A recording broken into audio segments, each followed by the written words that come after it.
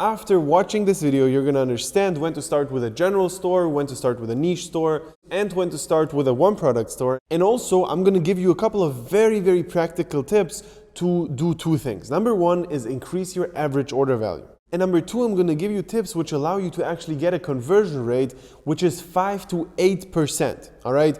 This constantly happens to me and my students, and at this point we already coached over 100 people, and literally if you just do those things right, your conversion rate and your average order value is gonna be really, really good. So trust me, stick around till the end of the video. If you're just starting out doing dropshipping, or if you already have a store, this will be super valuable to you. So let's get started with a basic question. Should you start with a general store, niche store, or one product store, all right? What I always advise to most people is either starting with a general or niche store, okay? The one product store doesn't make sense at all to start with because it's just too much effort and too much time to basically put everything into one product. However, the simple answer is basically start with a general store when you start testing, and no, it's not saturated yet, it's not that big of a deal. If you have a general store or a niche store, we tried it out and we had a product inside of a general store and then moved over to a niche store and then moved over to a one product store.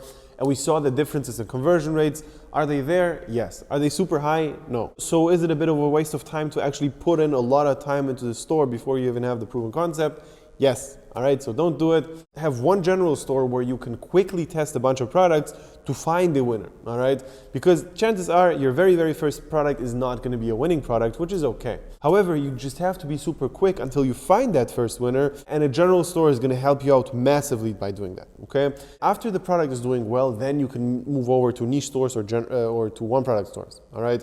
Because then you actually will start to optimize the things and want to get the conversion rate even higher and make everything perfect. And also, you never want to test multiple products at the same time on one store which is doing well, okay? So if one product is doing really well and then you start testing the next product on the same store and the next product also, if the Facebook page or the Facebook account or whatever there is gonna get blocked, the whole thing is down, okay? And you don't want that. So always when you see something doing good, you need to split it up immediately, all right? That means if you have one winner, you should not test the next product on the same store even though it was on the general one. So basically the scaling is done on niche or one product stores. There's only one exception, which is basically you have a lot of time and a very, very low budget. If you have that, then I would prefer immediately starting with like niche or one product stores, because only this like tiny % difference in conversion rate will also help you out immediately in the beginning, and you need to make everything like perfect if you have a low budget and however you have a lot of time to actually perfect everything.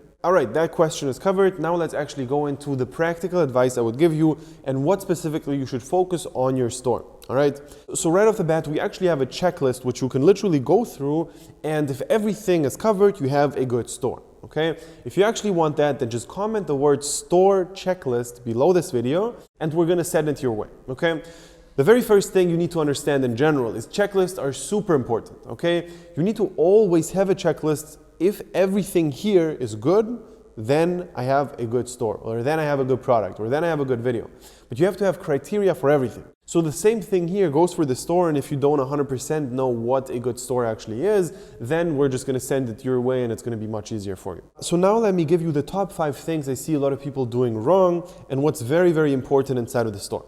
Number one is having only one color scheme. All right, it just looks way too scammy if you have like 5 different colors. So basically stick to just one color and that's it, okay? Have like black text and every like icon and the whole theme and the design is just blue, and that's it, for example, okay? Pick one color and that's it, and don't do extra things. The second thing is I see a lot of people misunderstanding the scarcity elements, okay? They think they need to have like a countdown timer which is gonna say, all right, only 10 minutes left, and then they also have like a bar, all right, only 15 pieces left, and we're running out of stock or whatever, okay? If you go too much in that direction of scarcity, it's gonna look fake. If you have 2 elements, which is basically timer plus a bar, which is gonna say only whatever left in the stock, immediately people are gonna have red flags because 2 things at the same time doesn't make sense. However, if you don't have any scarcity elements and you literally just don't have like a discount, no offer, no nothing, and literally just a price and that's it, and no like scarcity elements in there, and no tiny thing to incentivize to people that they actually need to buy right now and not later, then it's also gonna hurt your conversion rate, okay? So the golden spot is just having one thing which you hammer down on, all right? So for example, your offer is gonna be 50% off. In your banner, instead of saying, all right, 50% off today only. What's actually way better is, and it requires a little bit more work, but it still works really, really well. It's basically saying 50% off from this date to this date. Okay, and you actually change that every few days, and you just have like a tiny time window that the people only can get this strong offer right now. Okay, that's one thing you could do, and then inside of the description you also say that the offer ends here.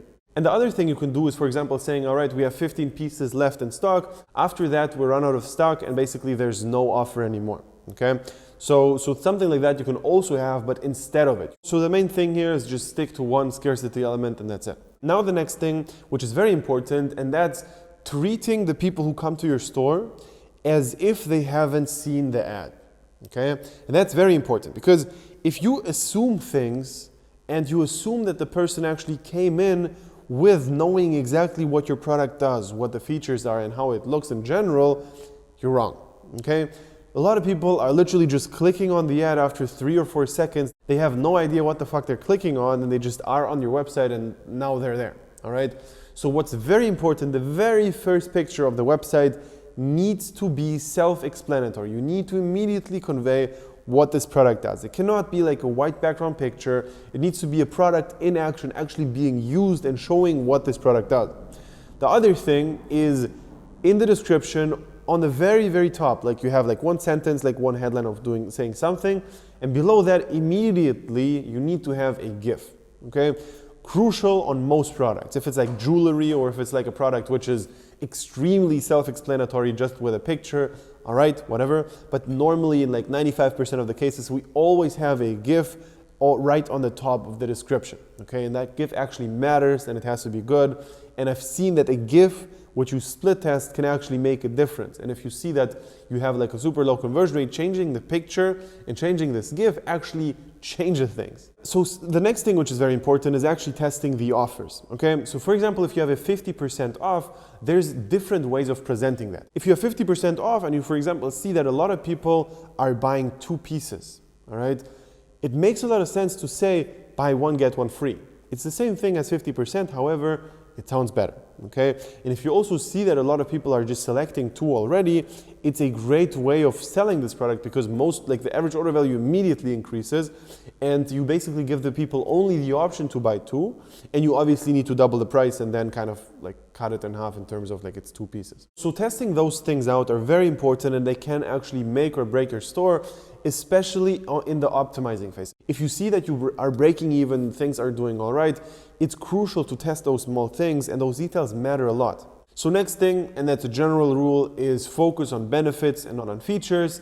If you, for example, sell those like resistance bands where it's like for weight loss or building muscle or whatever, you're not saying how durable this is on the first sentence. You don't say how good the material is and all of those things, or the length of it. It doesn't really matter. That's not why the person is buying it. Person is buying it because they want to have a specific goal which they have in their head, and they actually want to achieve that goal, and they think that your product is going to get them closer to that goal. Here it's pretty obvious what to do, and it's basically just mentioning that the result is going to be there with your product. So whatever it is, weight loss, or even going more specific, for example, why is the weight loss there? For different people, it's going to be different. Maybe you can go very specific and say, all right, if you're after pregnancy and you actually want to lose that weight, then this product is perfect. The product is the same and everybody will lose weight. However, if you make it very specific and precise, then the people will actually feel more like connected to it, and they're going to think, all right, this is perfect for me. This is not perfect generally, this is perfect for me. And you can also charge higher prices with doing that, okay? So being specific and going into one specific audience is very key, and then just thinking of all the benefits. Because there's so many subcategories. For example, for the resistance band, you can literally go in 20 different areas there. Guys who want to get big, guys who want to lose weight, girls who want to lose weight, or power lifters who want to gain, like whatever, you know, you can go very, very specific in one audience, and you have to stick to one. And it's the same thing if you, for example, sell like a lint remover, you're not selling that lint remover to people who have a cat and a dog. So it doesn't make sense to have a product description with cats and dogs in it. It makes sense to have only dogs or only cats because most people don't have a cat and a dog because they just don't mix well. So it's always very important that the person actually feels like the product page is tailored for them. And the interesting thing here is you don't need everybody. The weight loss niche is huge, and you're going to be way, way better off picking a very, very tiny specific market inside of the weight loss niche, and then later on going broad if you want to, then just first going broad and then niching down. So even though you kind of set yourself a cap in terms of, okay, the potential audience and the potential customers are lower, you're going to make way more money, and later on you can still switch. Now, before we get into the average order value hacks, there's one thing which I want to talk about here, and that's basically making product descriptions on Canva and not on Shopify. All right, Canva is just an app where you can design pictures and do whatever you want with that. It's like an easy way of doing Photoshop, and it's very, very simple to use. And what you can do there is you can basically make a product description on Canva, screenshot it, and make it look exactly like you want, and then just take that screenshot and import it into the Shopify page, and you literally just take the product description you made on Canva, screenshot it, and put it into Shopify and just insert that. Because on Shopify, you're gonna see that it's very annoying to make a perfect thing, and like those headlines and the paragraphs, they just look weird and off a lot of the times, okay?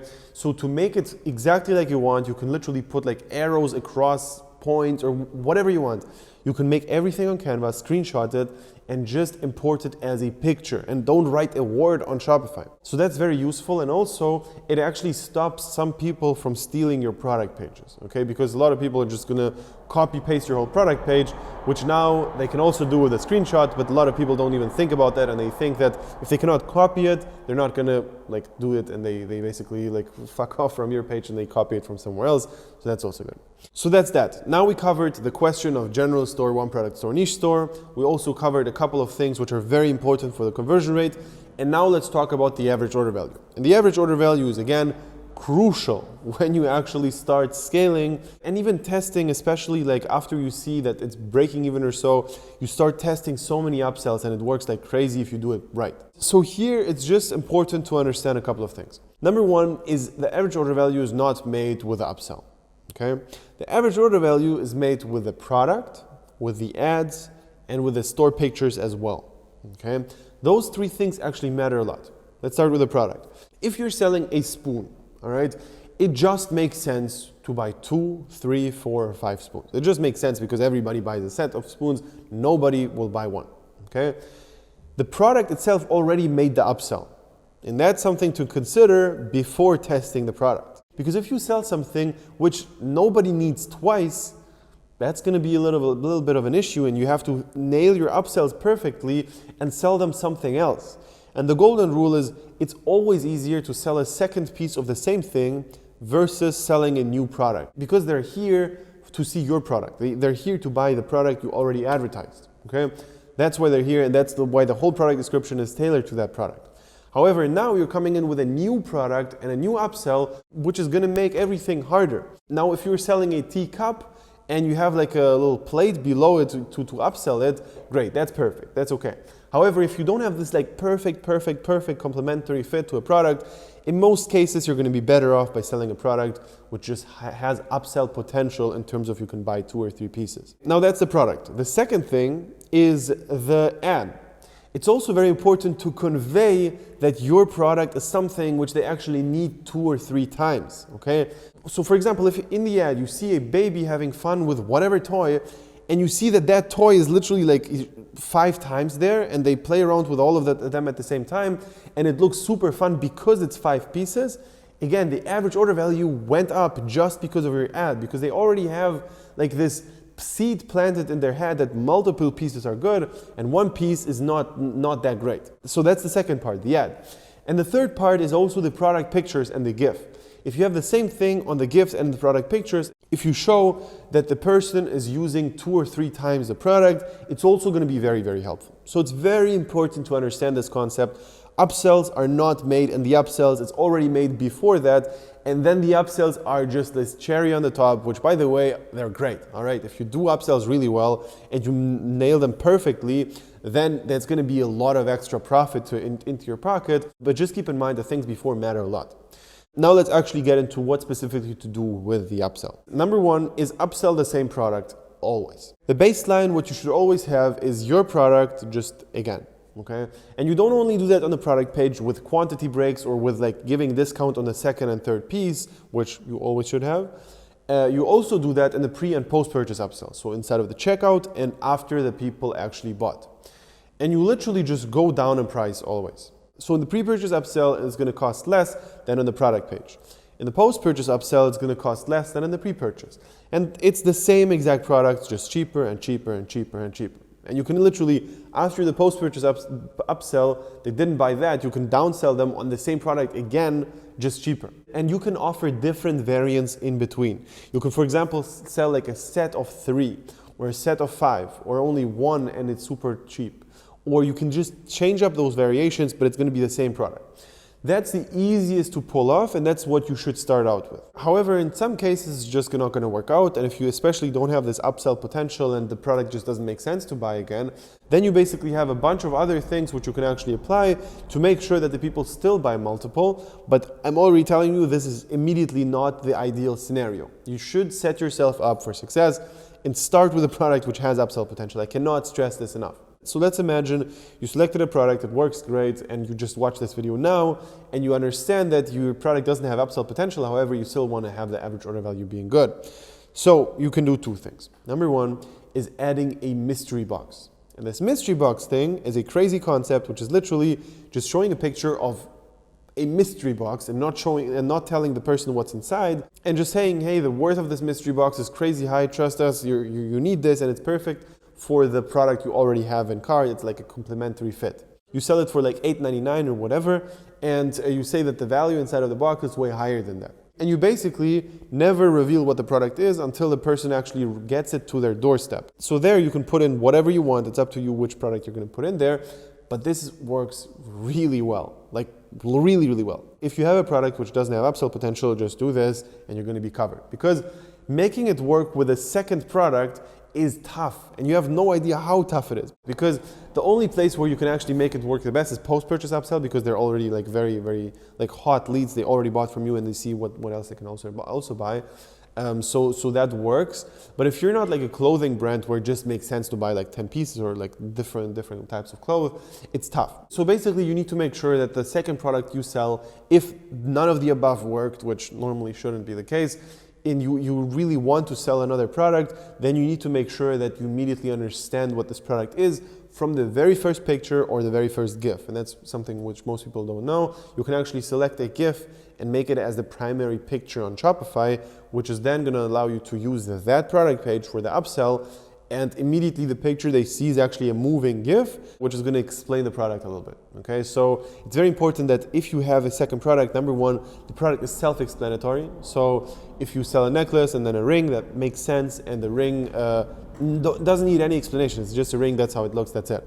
If you have a product which is not immediately understood what it is, which a lot of dropshipping products actually are, then you cannot pull it off properly. Without a GIF, for sure not, and also with a GIF, it's going to be very, very tough. So I would not sell anything which is not understood from the first picture. So that was that. I hope you took notes, and if you didn't, watch this video again and actually do that, because it's very, very, very important to do all of the things I just mentioned. The number one thing, what you need to do is just comment the word store checklist to actually get the checklist sent to you.